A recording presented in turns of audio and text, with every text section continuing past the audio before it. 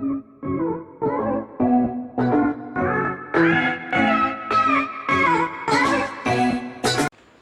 everyone, welcome back to the physics class. So we are doing the chapter gravitation, and in that chapter our today's topic is mass and weight of a body.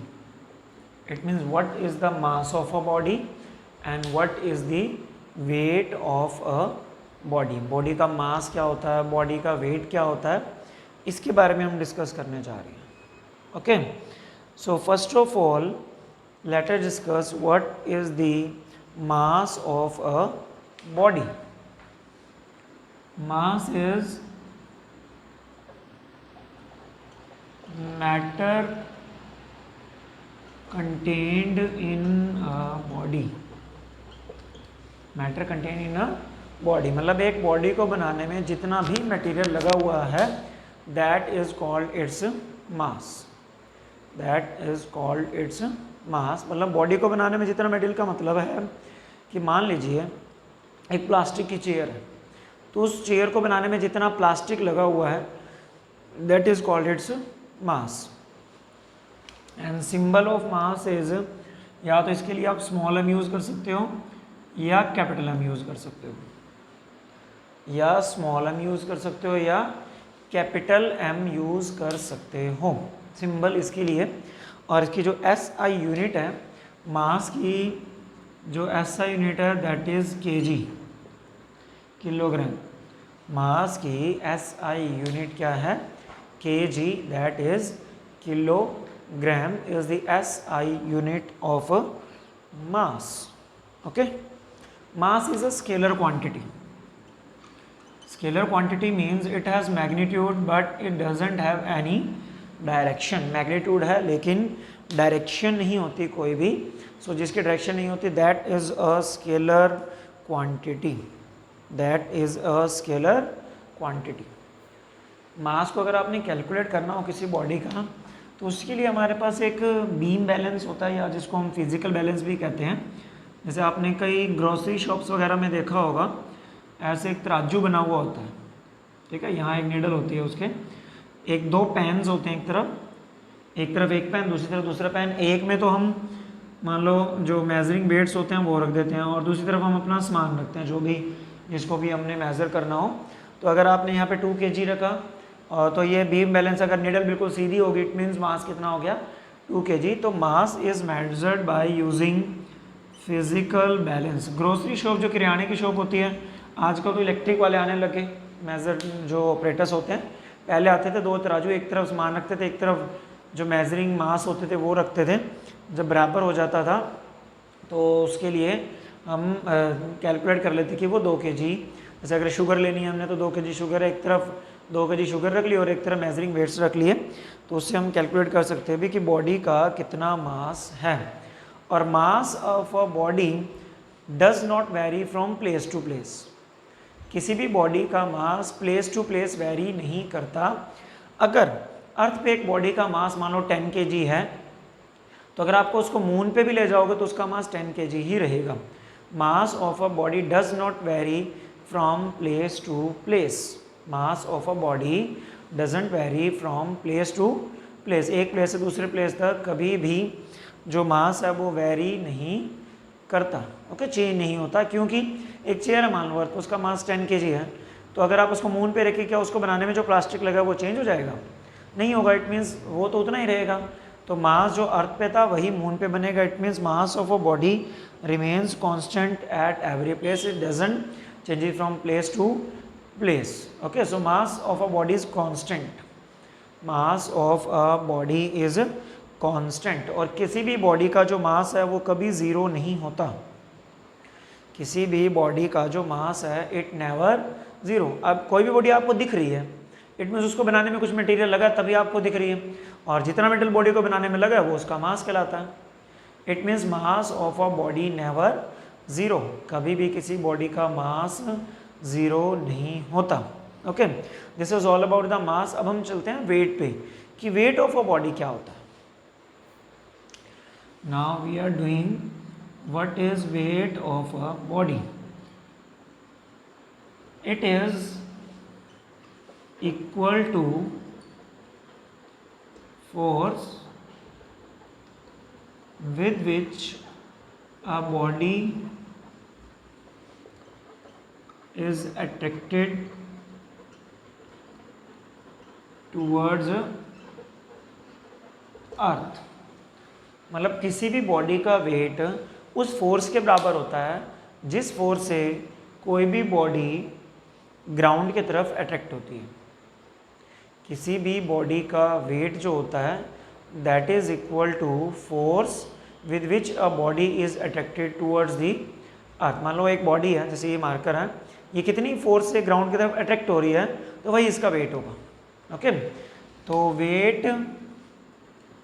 Wait is equal to होता है gravity force. जो earth attract करती है वो gravity force ही होती है। तो wait of a body is gravity force, किस उस बॉडी के ऊपर कितनी ग्रेविटी फोर्स लग रही है। और फोर्स निकालने का फॉर्मूला जनरली क्या होता था, ma। अगर आपने ग्रेविटेशन फोर्स निकालनी है तो m की जगह एक्सेलरेशन टू ग्रेविटी आ जाता था। इट मीन्स ग्रेविटी फोर्स होती है mg। ग्रेविटी फोर्स क्या होती है, mg। mg is the force with which the body is attracted towards earth. तो ग्रेविटी फोर्स को हमने mg लिख दिया, वेट का सिंबल होता है w। तो वेट क्या आ गया, mg। इट मीन्स अगर हम किसी भी बॉडी का वेट कैलकुलेट करना चाहते हैं तो उस बॉडी के मास को एक्सेलरेशन ड्यू टू ग्रेविटी जो होती है उस पॉइंट पे उससे मल्टीप्लाई कर दो, you will get the weight of the body. You will get the weight of the body if mass of a body is multiplied by the acceleration due to gravity at that point, then the product of both the terms is called weight of a body. Product of both the terms is called weight of a body. Now weight की ऐसे unit देखते हैं। मास की होगी kilogram और acceleration की होती है metre per second square. Mass की किलोग्राम, एक्सेलरेशन टू ग्रेविटी की metre per second square. So kilogram metre per second square is the SI unit of weight. इसको लिखा जाता है न्यूटन। इसको क्या लिखा जाता है, न्यूटन, जिसका सिंबल होता है n। तो 1 newton is equal to 1 kilogram metre per second square. तो actually newton is the SI unit of weight. Newton is the SI unit of weight and 1 newton is equal to 1 kilogram metre per second square. Weight is a vector quantity. Weight is a vector quantity. अगर vector quantity है उसका मास भी होगा, sorry मतलब value भी होगी, magnitude भी होगा और इसकी डायरेक्शन भी होगी। तो मैग्नीट्यूड तो हम इससे निकाल ही सकते हैं। Direction is always downwards. Weight की जो डायरेक्शन होती है is always towards the earth. Towards the earth होती है हमेशा वेट की डायरेक्शन। तो वेट का मैग्नीट्यूड भी होता है, डायरेक्शन भी होता है। अब वेट दो बातों पे डिपेंड करता है, बॉडी के मास पे और बॉडी के एक्सेलरेशन टू ग्रेविटी पे। अब एक्सेलरेशन टू ग्रेविटी तो चेंज होती है। कल हमने कॉन्सेप्ट में पढ़ा था कि अर्थ के सरफेस पे एक्सेलरेशन टू ग्रेविटी क्या होती है, 9.8 मीटर पर सेकेंड स्क्वायर। ऊपर जाके एक्सेलरेशन टू ग्रेविटी क्या होती है, डिक्रीज। नीचे जाओगे तो भी क्या होगी, डिक्रीज। और अर्थ के सेंटर पे acceleration to gravity 0। It means acceleration to gravity place to place vary करती है। अगर acceleration to gravity place to place vary करती है, एक बॉडी को हम अलग अलग जगह लेके जा रहे हैं, ऊपर अर्थ से ऊपर, अर्थ से नीचे, तो इट मीन्स उसका वेट भी वेरी करेगा। क्यों, मास तो चलो वही रहेगा, लेकिन जी की जो वैल्यू है एक्सेलरेशन टू ग्रेविटी वो बार बार वेरी करेगी। अगर बार बार वेरी करेगी तो इट मीन्स जो वेट है वेट भी वेरी करेगा। Weight is equal to mg। m is the mass of body and g is acceleration due to gravity. जो मास था वो वेरी नहीं करता था, मास कॉन्स्टेंट रहता था फ्रॉम प्लेस टू प्लेस, लेकिन जो वेट है वो वेरी करता है from place to place. Okay, because acceleration to gravity भी वेरी करती है। अगर हम अर्थ के इक्वेटर की बात कर लें, यहाँ पे यहाँ g 0 है। अगर g 0 यहाँ पे हम रखें, m इंटू 0 आ जाएगा तो वेट भी कितना आ गया, 0। इट मीन्स अर्थ के इक्वेटर पे जो वेट होता है दैट इज 0। अर्थ के इक्वेटर पे जो वेट होता है दैट इज 0। और वेट को मेज़र करने के लिए जो वेइंग मशीन्स होती हैं, देखी होंगी आप सबने, वेइंग मशीन्स होती हैं for measuring the weight of a body. Okay, so these two are the terms mass and weight of a body. Now let us discuss the differences between these two. Now we are discussing the differences between mass of a body and weight of a body. Mass of a body and weight of a body. First, mass is matter contained in body. मतलब body को बनाने में जितना matter लगा है, जितना material लगा है, that is called its mass. Weight क्या है? The force with which body is attracted towards earth. Weight क्या होता है? कि वो फोर्स जिससे बॉडी अर्थ की तरफ अट्रैक्ट होती है, that force is called weight. Okay. जो मास होता है that is constant at all places. Constant at all places. और weight varies from one place to another. और जो वेट होता है वो एक प्लेस से दूसरे प्लेस में वेरी करता है, क्योंकि एक्सेलरेशन टू ग्रेविटी की वैल्यू जो है वो चेंज होती है. थर्ड डिफरेंस की अगर हम बात करें, ये एक स्केलर क्वांटिटी है, ये vector quantity. Okay. Now SI unit जो इसकी है किलोग्राम, और इसकी जो एसआई यूनिट है दैट इज न्यूटन, जिसका सिंबल क्या होता है? Capital N. नेक्स्ट है measured by physical balance. Measured by physical balance, जो हमने पढ़ा था अभी, तराजू जो होता है, और ये हो जाएगा measured by weighing machine.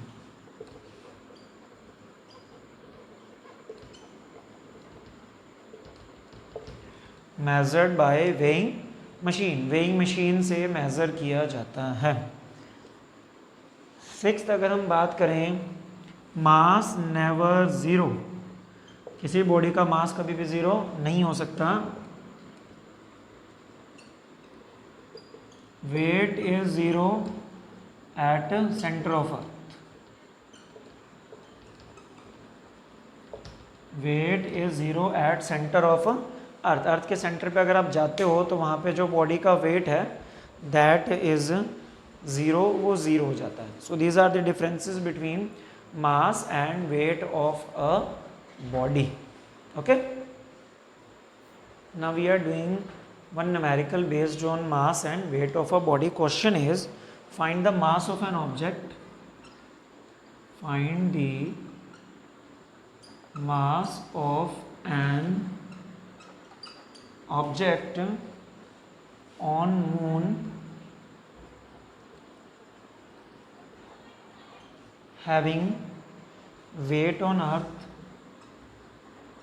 having weight on earth as 98 Newton.